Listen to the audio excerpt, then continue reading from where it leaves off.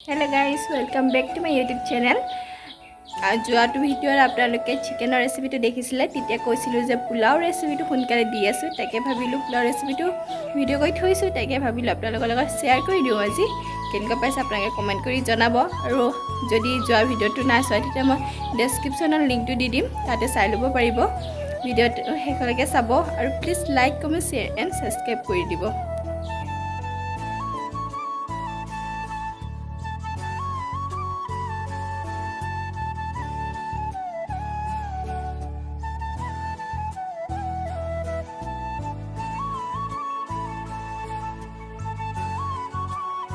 এটা পাত্ৰ লৈছোঁ তাত আমি বাসমতি চাউলখিনি 5-6 মিনিটৰ কাৰণে তিয়াই ৰাখিম এইখিনি বাসমতি চাউল দেখিছেনে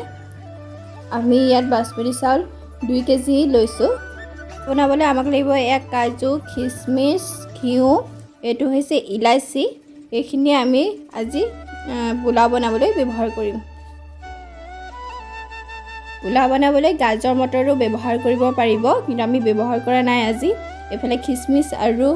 কাজুখিনি ধুনীয়াকৈ তিয়াই লৈছোঁ এতিয়া টুকি থোৱা চাউলখিনি 10 মিনিটৰ পিছত ধুনীয়াকৈ ফুটা থকা চুৰিয়া এটাত টুকি লৈছোঁ 5 লিটাৰ ধৰা কুকাৰ এটাত এতিয়া আমি ধুনীয়াকৈ হাই ফ্লেমত গৰম কৰি ল'লোঁ তাৰপিছত ইয়াত আমি দিছোঁ ঘিউ ইয়াত আমি আন্দাজমতেই দিছোঁ 2 কেজি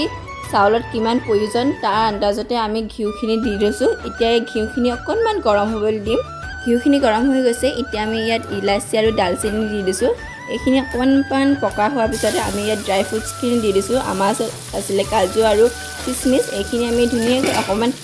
ল' ফ্লেমত ৰাখি পেলাই অকণমান দেৰি ভাজি ল'ম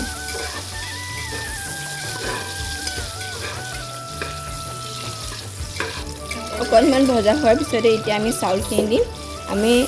দেখিছেনে চাউল অকণমান দি পেলাই অকণমান লৰাই লৈছোঁ ধুনীয়াকৈ ভাজি লৈছোঁ তাৰপিছত আকৌ আমি চাউলখিনি গোটেইখিনি দি ধুনীয়াকৈ আমি ভাজি ল'ম ভিডিঅ'টো শেষলৈকে চাই থাকিব বহুতে আচলতে পোলাও বনাব জানেই হ'লেও আমাৰ ষ্টাইলত পোলাও ৰেচিপিটো কেনেকুৱা লাগিছে কমেণ্ট কৰি জনাব পোলাও বনাবলৈ আজি কোনো ধৰণৰ ৰিফাইন তেল বা অন্য তেল ব্যৱহাৰ কৰা নাই মাত্ৰ ঘিউতেই এইখিনি বনোৱা হৈছে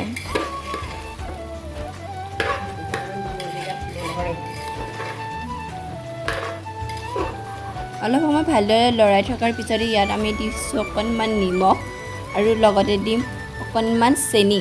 আচলতে নিমখতকৈ চেনিটো অকণমান বেছিকৈ দিব লাগে তেতিয়া তাৰ বেলেঞ্চটো ধুনীয়া হয় নিমখীয়া আৰু মিঠাৰ বেলেঞ্চটো বহুত সুন্দৰ হয় আৰু পোলাওটো খাবলৈ আমাৰ বহুত ধুনীয়া হয় সেইটো কাৰণে আমি নিমখ আৰু অকণমান চেনি ব্যৱহাৰ কৰিছোঁ ইয়াত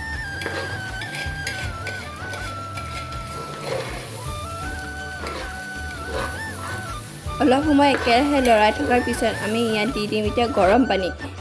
পানীটো আমি ভাতৰ চাউলখিনি যিমান আছে তাৰ পৰা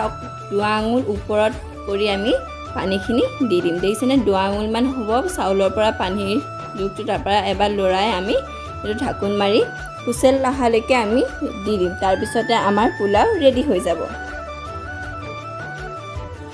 শেষত যেতিয়া আমি কুকাৰটো ঢাকোন মাৰিম তাৰ আগে আমি ঘিউ অকণমান দি দিম ঘিউ অকণমান বেছিকৈ দিম তেতিয়া গোন্ধটো বহুত ধুনীয়া আহে আচলতে